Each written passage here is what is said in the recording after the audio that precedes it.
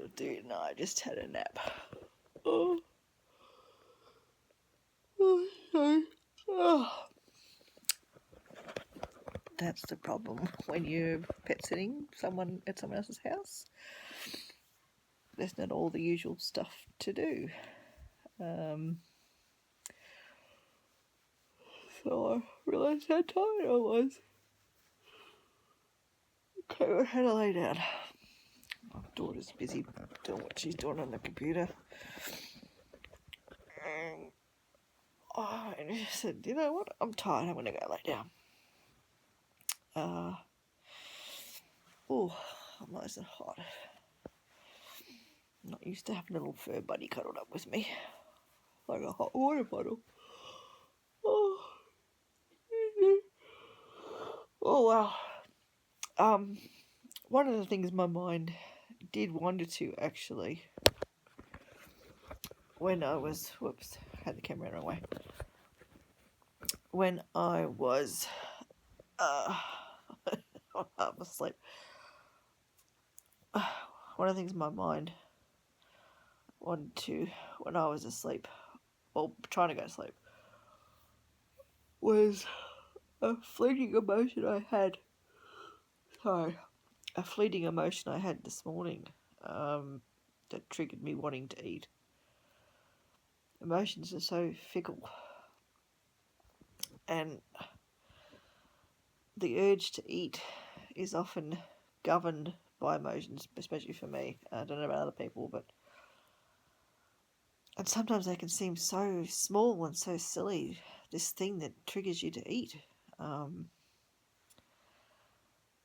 And it's not logical in any shape or form. I wouldn't think those thoughts normally. But the more I let my emotions do their thing, the more I get in touch with not shoving things down with food, the more I need to learn to deal with emotions, even petty ones that I didn't want to admit that I have. Everyone has petty thoughts, mean thoughts. It's all just emotional stuff.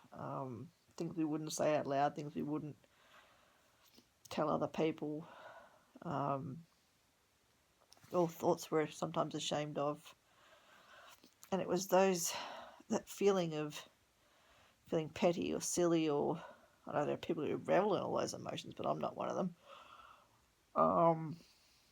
It would force me to eat, to shove those words and those thoughts down. And it was so petty. I don't even remember what it was about anymore. I just know hubby and I were talking while he was getting ready for work. And I assume it was something to do with he didn't respond as enthusiastically as, oh, that's what it was. I'd taken progress photos this morning. And usually he's really happy for me for that sort of stuff. He's pretty laconic and quite stoic, so he also doesn't always respond in the way I'd like him to. Basically, he's a cat and I'm a dog. So when I'm excited about something, you know it. When he's excited about something, it's a bit more subdued. And daughter's an interesting mix of both. She's part cat, part dog. 1 minute she can be woohoo, she's more laid back and yeah, that'll do. But yeah, I was all excited. I've basically outgrown. Well, I now fit into my progress shirt. It fits perfectly. It can't be a progress shirt anymore because it'll just hide more and more of my shape the bigger it gets. My stomach didn't fit it before, and now it fits perfectly. It's all good. So now goes into my regular wear stuff. And I now have the next one, which is a shirt I used to wear 20 years ago. 20 years ago. That I kept. I got rid of most of my old clothes, but I really love this shirt. I like it. And daughter wore it for a while as well, so she liked it for a bit. And then she outgrew it. And that's fine. So I got it back again. me, mum, and daughter, we all share clothes. And they're all different shapes and sizes. We just change clothes back and forth. It's interesting, depending on how our tastes change and what we grow down or grow out of. Well, I think mum and I have swapped the same top 4 or 5 times over the last 30 years. Particularly one jacket it finally wore out just last year. So funny, the zip finally no longer did up, and it was literally 30 years old. 32 years old. Actually, I remember when I got it, I was 16. So no, I think it's older than that.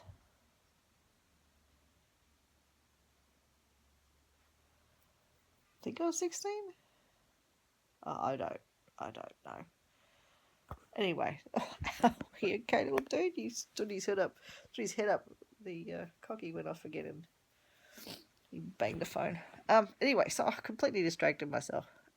The thought was progress photo. I was all excited, like a puppy dog. Hey, look what I did! Yay, great. It was also reinforcing for me how the scale isn't an adequate, accurate portrayal of what's going on sometimes, because the shirt fits and it fits well. So then I was telling him about it, I showed him the photos that I'd taken, and he responded with well done. But to him it was just like, okay, yeah, great, because he's seen me go up and down sizes. So for him it's kind of, yeah, okay, good for you. Just keep doing what you're doing, sort of thing. I think I've grown in and out of that shirt twice now, actually. So he's kind of been here, done that before, you know. But logically I know all that. But emotionally this morning, he didn't respond as supportively as I wanted him to. Don't know what song and dance I wanted, but my emotions wanted something. And then within about 10 minutes of that, all of a sudden I was craving potato chips. And one of the things I learned about intuitive eating is when you're angry or upset, crunchy is good, because you want to, it's like tearing into something, you know, carrot sticks, potato chips, all that sort of stuff. But the potato chips I wanted in particular, this is how I know it's fully emotional, fully petty, and fully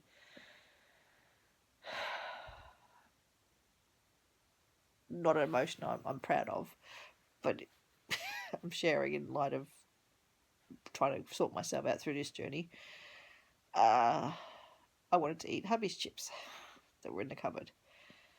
Because when I had my hormonal stuff last month, he gave me a bag. He has particular chips that he likes.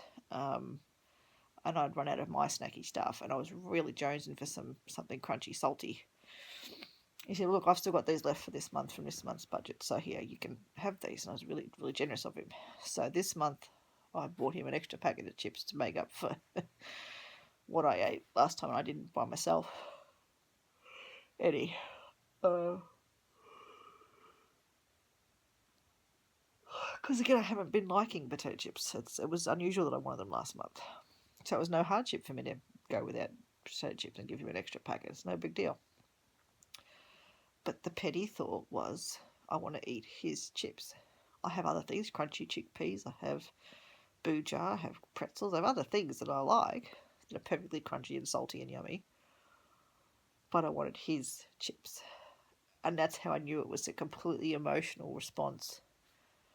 An emotional eating response. Because I was upset because he hadn't responded, so I was going to punish him by eating his chips. I mean, how petty is that? That's just... But that's what makes me realise emotions are not logical. They're definitely the very antithesis of logic. It's emotional and childish sometimes, and just revengeful. And